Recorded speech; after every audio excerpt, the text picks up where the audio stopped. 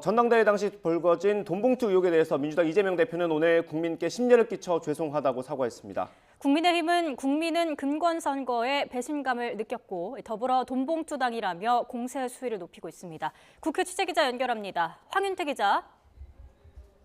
네, 국회입니다. 네, 일단 오늘 아침 이재명 대표가 어떤 사과를 했는지 전해주시죠. 네, 이재명 대표는 지난 2021년 전당대회 당시 불거진 돈봉투 의혹에 대해 엄중하게 보고 있다며 당대표로서 국민에게 사과한다고 밝혔습니다. 이 대표는 정확한 사실규명을 위해 노력하겠다면서 송영길 전 대표의 조기 귀국도 요청했는데요. 직접 들어보시겠습니다.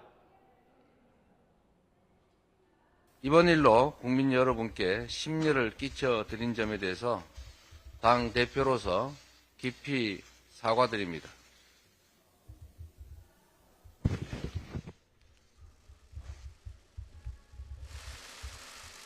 네, 이재명 대표가 이렇게 직접 나선 건 총선 1년도 남지 않은 상황에서 당 차원의 위기감이 그만큼 크다는 걸 보여준다는 분석이 많습니다. 특히 돈봉투 정황이 담긴 녹취록까지 공개된 상황에서 검찰의 기획수사, 정치 탄압으로만 몰고 가선 안 된다는 의견이 당내 일각에서도 터져나오는 점을 고려한 것으로 보입니다.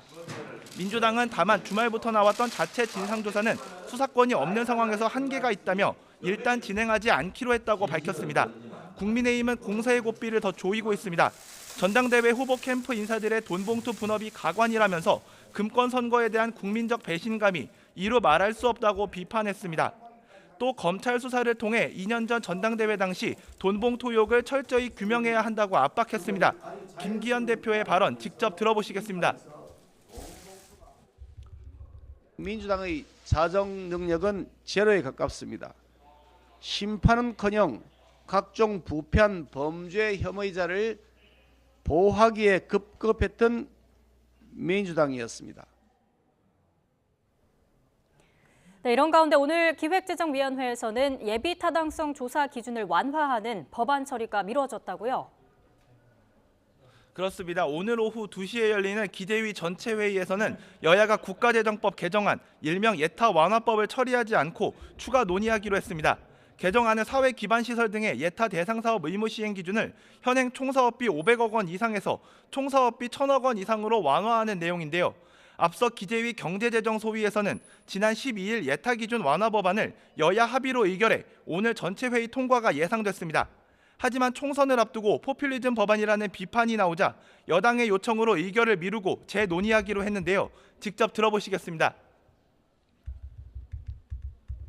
재정 건전성이 악화되고 있는 상황에서 이러한 예타 면제가 바람직한 것인지에 대한 국민의 우려가 높아지고 있습니다. 민주당도 큰 반대 의견이 없는 만큼 다음 달쯤 소위원회를 열고 구체적인 사안을 논의할 것으로 보입니다. 이런 가운데 GDP의 3% 이내로 연간 재정적자 폭을 제한하자는 재정준칙 도입에 대해선 여야 이견이 좁혀지지 않고 있는데요. 국민의힘이 예타 면제법과 재정준칙 도입을 함께 논의해야 한다는 데 반해 민주당은 사회적 기본법 같은 법안도 함께 논의해야 한다는 입장입니다. 오늘 기재위 전체 회의에서 현안 질의도 예정돼 있는 만큼 관련 논의가 이뤄질지도 주목됩니다. 지금까지 국회에서 YTN 황윤태입니다.